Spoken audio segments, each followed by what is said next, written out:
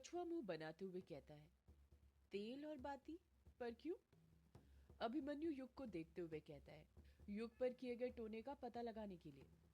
कायर हैरानी के साथ कहता है, टोने का पता लगाने के लिए मतलब? मैं कुछ समझा नहीं।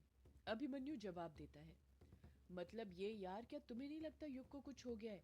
मुझे तो यही लग रहा है कि किसी ने इसे अमोदिता के नाम की मोहिनी दी है। युग फोन पर बात करते हुए कहता है, हाँ अमोदिता, तुम मेरी हो और मैं तुम्हारा। कायर युग को देखते हुए कहता है, हाँ यार, लग तो मुझे भी रहा है। ठीक है, कर ले फिर जो तुझे करना है। पर तू करने क्या वाला है? अभिमन्यु बात को घुमाते हुए कहता है, अरे बताता हूँ, पहले इस कछुए को तेल और बाती तो लेकर आने के लिए बोल। कछुआ मुंह बनाते हुए कहता है, मैं क्यों लेकर आऊं? तू ही लेकर आना। अभिमन्यु कछुए को समझाते हुए कहता है, अरे मैं लेकर आ जाता, पर मुझे मंत्र भी तो याद करना पड़ेगा ना, जो मैं भूल रहा हूँ। कछुआ झट से कहता है, कैसा मंत्र? अभिमन्यु बात को टालते हुए कहता है, मैंने कहा ना बताता हूँ, पर पहले जो बोला है वो लेकर तो आ। कछुआ बेड पर से उठते हुए कहता है, हाँ लेकर आता हूँ, पर पहले ये तो बता कौन सा तेल लेकर आना है। घासलेट का तेल तो नहीं लेकर आना है। अभिमन्यु जवाब देता है, पागल हो रहा है क्या? मुझे आग थोड़ी लगानी है जो घासलेट का तेल लेकर आएगा। जाकर सरसों का तेल लेकर आ, साथ में 4-5 बाती भी, समझा? कछुआ कमरे से बाहर निकलते हुए कहता है, हाँ लेकर आता हूँ। तुम दोनों ना सारे काम मुझसे ही कराते हो, खुद तो कुछ करते ही नहीं हो। इतना कहकर कछुआ वहां से चले जाता है और कुछ ही देर में जो सामान अभिमन्यु ने मंगवाया था वो लेकर आ जाता है। कछुआ सरसों का तेल और बाती अभिमन्यु के हाथ में थमाते हुए कहता है, अब बता क्या करने वाला है तू इसका? अभिमन्यु वो सामान अपने हाथ में पकड़ते हुए कहता है, इससे मैं युग की नजर उतारने वाला हूँ। कछुआ कुछ और अभिमन्यु से पूछता उससे पहले ही कायर बोल पड़ता है, और उससे क्या होगा? अभिमन्यु जवाब देता है, उससे होगा ये कि हमें पता चल जाएगा कि युग पर किसी ने कुछ किया है या नहीं किया है। किया है इन द सेंस कि उसे किसी ने मोहिनी दी है या नहीं दी है। कछुआ पूछता है, और वो कैसे पता करेगा तू? इस सरसों के तेल और बाती की मदद से? वो सब तू बस देखते जा, मैं क्या क्या करता हूँ। इतना कहकर अभिमन्यु चुप हो जाता है और कछुआ जो अपने साथ 4-5 रुई की बाती लेकर आया था, उनके अंत के छोर से दूसरी बाती के साथ लाइन में जोड़ने लग जाता है, जिससे करीब 30 सेंटीमीटर लंबी बाती बन जाती है। अभिमन्यु उस बाती को पूरी तरह सरसों के तेल में डुबोने लग जाता है। कायर उसे बीच में ही टोकते हुए कहता है, ये तू कर क्या रहा है? अभिमन्यु बात को काटते हुए कहता है, अभी तुम लोग मुझे बीच में मत टोको, बस जो मैं कर रहा हूँ उसे चुपचाप देखते रहो, समझे? कायर चुप हो जाता है। युग अभी भी अमोदिता से फोन पर बात कर रहा था। उसे कुछ खबर ही नहीं थी कि उसके आसपास क्या चल रहा था। जब बाती पूरी तरह से सरसों के तेल में भीग जाती है तो अभिमन्यु कहता है, अब युग के हाथ से मोबाइल छीनो और उसे सीधे चुपचाप बैठने के लिए बोलो। कछुआ युग की तरफ देखते हुए कहता है, जो कि अभी भी अमोदिता के साथ फोन पर लगा हुआ था, ये तो तूने बड़ा मुश्किल टास्क दे दिया। लगता नहीं ये युग इतनी आसानी से मोबाइल छोड़ने वाला है। अभिमन्यु अपनी भवें ऊपर नीचे करते हुए कहता है, वो तो मुझे भी पता है, तभी तो तुम दोनों को करने के लिए बोला, ताकि मुझे उसके लात घुसे नहीं खाने पड़े। कायर बहाना बनाते हुए कहता है, अरे युग, जरा तेरा मोबाइल बता ना, मुझे बिंदु को फोन करना है। युग कायर की बात का कुछ जवाब नहीं देता है। ऐसा लग रहा था जैसे उसने कायर की बात सुनी ही नहीं थी। कायर फिर युग से बोलता है, अरे युग, दिखा ना तेरा मोबाइल, मेरे मोबाइल का आज ही रिचार्ज खत्म हो गया और मुझे बिंदु से कुछ अर्जेंट बात करनी है। युग कुछ रिएक्शन देता उससे पहले ही कछुआ बीच में बोल पड़ता है, क्या कहा? तेरे मोबाइल का रिचार्ज खत्म हो गया और तुझे बिंदु से कुछ अर्जेंट बात करनी है? ये ले तू मेरा मोबाइल ले, कर ले बिंदु से जल्दी बात, वरना वो फिर से तुझसे नाराज हो जाएगी। कछुआ जैसे ही ये बात बोलता है, कायर और अभिमन्यु कछुए को गुस्से के साथ घूरने लग जाते हैं। कायर धीरे से बोलता है ताकि युग ना सुन पाए, साले, एक तो मैंने इतनी मुश्किल से बहाना सोचा था और तूने एक ही झटके में उस पर पानी फेर दिया। तू ना हमेशा साले प्लान बर्बाद कर देता है।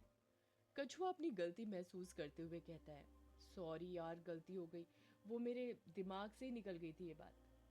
कायर कछुए पर चिढ़ते हुए कहता है, तेरे पास दिमाग भी है जो कोई बात तेरे दिमाग में बैठेगी भी? अभिमन्यु कायर और कछुए को बीच में ही टोकते हुए कहता है, ये तुम दोनों झगड़ना बंद करोगे और जल्दी युग के हाथ से उसका मोबाइल छीनोगे, या बाती का तेल जब उड़ जाएगा तब छीनोगे? कायर और कछुआ युग के हाथ से मोबाइल छीनने की कोई तरकीब सोच पाते उससे पहले ही बात करते करते अमोदिता का फोन कट जाता है। युग मोबाइल की स्क्रीन देखते हुए कहता है, अरे ये क्या, ये फोन कैसे कट हो गया?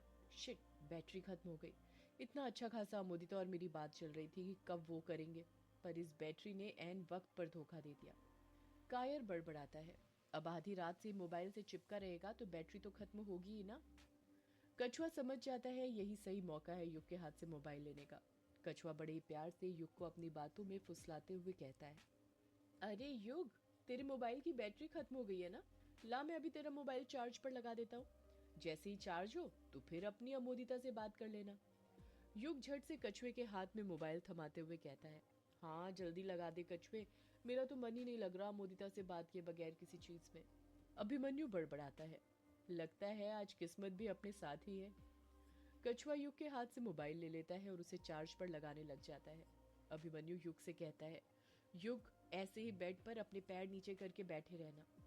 युग झट से पूछता है, पर क्यों? अभिमन्यु मन ही मन सोचने लग जाता है, अब क्या बताऊं मैं इसे। अगर बता दिया कि टोने का पता करने के लिए कर रहा हूं तो कभी नजर नहीं उतारने देगा। अब क्या बहाना बनाऊं मैं। अभिमन्यु कुछ सोच ही रहा था कि वो क्या जवाब दे, तभी कछुआ फिर कहता है, वो युग, अभिमन्यु ना तेरी नजर उतार रहा है ताकि तुझे और अमोदिता को किसी की नजर ना लगे। तुम दोनों की जोड़ी ऐसे ही सही सलामत रहे। कायर बड़बड़ाता है, वाह, क्या बहाना बनाया है। कछुए की बात सुनकर युग खुश हो जाता है और एक्साइटेड होते हुए कहता है, थोड़ी देर क्या, मैं तो दिन भर ऐसे ही बैठे रह सकता हूँ अमोदिता के लिए। अभिमन्यु उस लंबी सी बाती को पकड़ता है और युग से कहता है, युग, अब मेरी आंखों में देखते रहना और कुछ देर के लिए कुछ मत बोलना, ठीक है? युग हाँ में अपना सिर हिला देता है। अभिमन्यु बाती से युग का उतारा उतारते हुए कहता है, ओम नमो नजर जहां पद पीर न जानो, बोले छल सो अमृत बानी, कहो नजर कहाँ ते आई, यहाँ की ठौर तो ही कौन बताई, कौन सा तेरी कहाँ ठाम, किसकी बेटी कया तेरो नाम। इतना बोलकर एक राउंड कंप्लीट हो जाता है। अभिमन्यु दूसरी बार युग के चेहरे पर से रुई की बाती घुमाते हुए कहता है, कहाँ से उड़ी कहाँ की जाया, अभी बस कर ले तेरी माया, मेरी जात सुनो चितलाए, जैसी होए सुनाऊं आए। इतना कहकर अभिमन्यु का दूसरा राउंड भी कंप्लीट हो जाता है और वो तीसरा आखिरी बार उतारा उतारते हुए कहता है, जाको दोष ताही सिर पड़े, जाहर पीर नजर ते रक्षा करे, मेरी भक्ति गुरु की शक्ति फुरे मंत्र ईश्वरो वाचा। जैसे ही अभिमन्यु का मंत्र पढ़कर खत्म होता है वो जल्दी से युग के पास से उठता है और फुर्ती के साथ उस कमरे से बाहर निकलने लग जाता है। अभिमन्यु के पीछे पीछे कछुआ और कायर भी जाने लग जाते हैं। युग वहीं बिस्तर पर बैठे रहता है। अभिमन्यु वो बाती लेकर किचन में आ जाता है। अभिमन्यु गैस ऑन करता है और फिर से कोई सा मंत्र बड़बड़ाते हुए वो बाती गैस पर रख देता है। कछुआ अभिमन्यु को बीच में ही टोकते हुए कहता है, अभिमन्यु, ये तू कर क्या रहा है? अभिमन्यु कुछ जवाब नहीं देता है, बस बाती को चुपचाप जलते हुए देखते रहता है। जब बाती पूरी तरह जलकर खाक हो जाती है तो अभिमन्यु बोलता है, देखा तुमने, मैंने कहा था ना युग को कुछ न कुछ तो जरूर हुआ है। मेरा शक सही निकला। कछुआ और कायर अभिमन्यु को बड़ी बड़ी आंखें करके घूरते रहते हैं क्योंकि उन्हें बिल्कुल समझ में नहीं आया था कि अभिमन्यु क्या कहना चाहता था। अभिमन्यु उनके फेस के एक्सप्रेशन देखकर ये सब समझ जाता है और कहता है, देखो यार, अभी अभी ना मैंने युग की नज़र उतारी थी और तुमने देखा ना जब मैंने सरसों के तेल की बाती जलाई तो बिल्कुल भी स्मेल नहीं आई। वरना आम तौर पर जब हम ऐसा करते हैं तो स्मेल ज़रूर आती है। ये संकेत है कि युग को या तो किसी की नज़र लगी है या युग के ऊपर किसी ने ज़रूर कुछ ना कुछ तो किया है। कछुआ अपना सिर पकड़ते हुए कहता है, हाँ यार, ये बात तो मैंने नोटिस ही नहीं की। कायर फिर बड़बड़ाता है, नोटिस करेगा कैसे? नोटिस करने के लिए दिमाग भी तो होना चाहिए ना। कछुआ ये बात सुन लेता है और कहता है, क्या कहा तूने? कायर बात को बदलते हुए कहता है, मैंने ये कहा कि हमें ये तो पता चल गया कि युग को किसी की नज़र लगी है या उस पर टोना किया है, पर ये नज़र और टोना तोड़ेंगे कैसे? अभिमन्यु जवाब देता है, देखो, अगर युग को किसी की नज़र लगी होगी तो वो तो अभी जो मैंने टोटका किया है उसी से उतर जाएगी। कछुआ बीच में ही अभिमन्यु को टोकते हुए कहता है, और अगर किसी ने टोना किया होगा तो? अभिमन्यु उदासी के साथ जवाब देता है, अगर टोना किया होगा तो पता नहीं वो कैसे उतरेगा। कायर बिचकते हुए कहता है, पता नहीं का क्या मतलब है? अब नजर उतारनी आती है तो टोना भी उतारना तो तुझे आता ही होगा ना। अभिमन्यु जवाब देता है, तूने क्या मुझे कहीं का बाबा बाबा समझ कर रखा है जो मुझे सब करना आता होगा? कायर अभिमन्यु पर शक करते हुए कहता है, तो फिर ये नजर उतारने कैसे आती है तुझे? अभिमन्यु फटाक से जवाब देता है, ये सब तो मैंने अपनी माँ को देखते देखते सीखा है।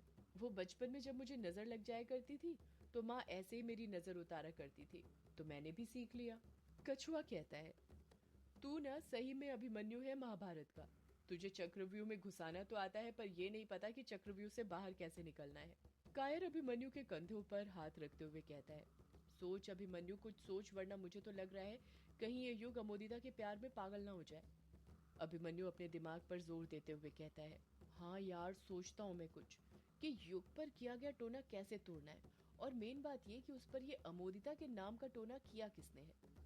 इस तरफ हवेली के अंदर खाने की तैयारी हो रही थी।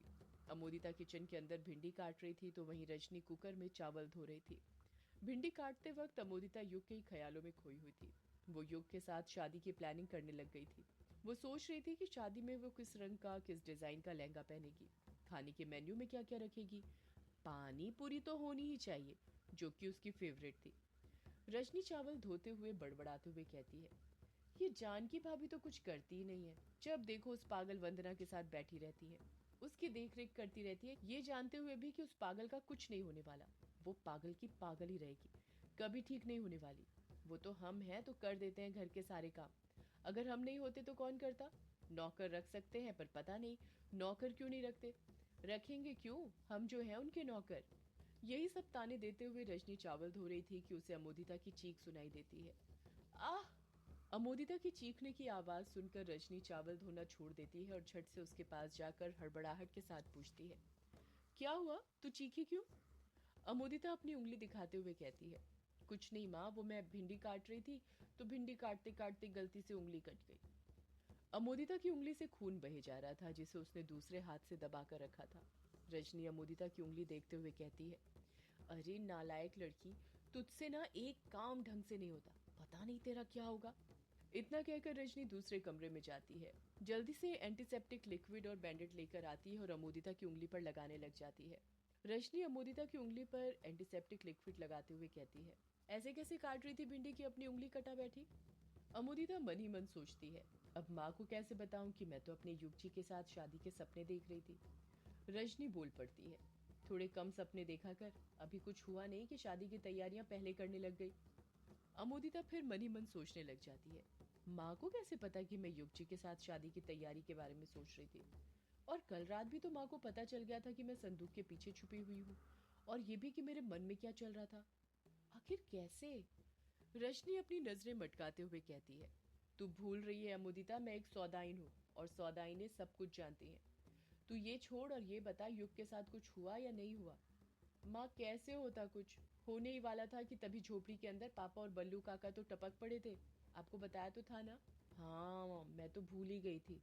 ये तेरे पापा भी ना, इनसे तो कुछ होता नहीं और ना ही दूसरों को कुछ करने देते हैं।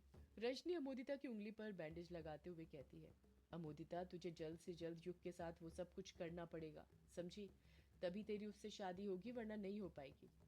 हाँ माँ, मैं समझ गई। चल अब जल्दी जल्दी सब्जी काट, अगर खाना बनाने में देर हो गई तो तेरे फूफा जी फिर गुस्सा करेंगे। अमोदिता हिचकिचाते हुए कहती है, माँ, वो तो मैं काट लूंगी, पर एक बात बताइए ना।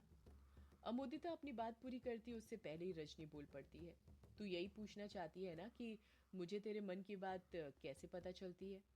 हाँ माँ, प्लीज बताइए ना, प्लीज माँ बताइए। अमोदिता रजनी के सामने बार बार जिद करने लग जाती है और आखिर में रजनी अमोदिता की बात मान ही जाती है और कहती है, ठीक है, तो इतना पूछ रही है तो बता ही देती हूँ आज तुझे कि मुझे तेरे मन की बात कैसे पता चलती है।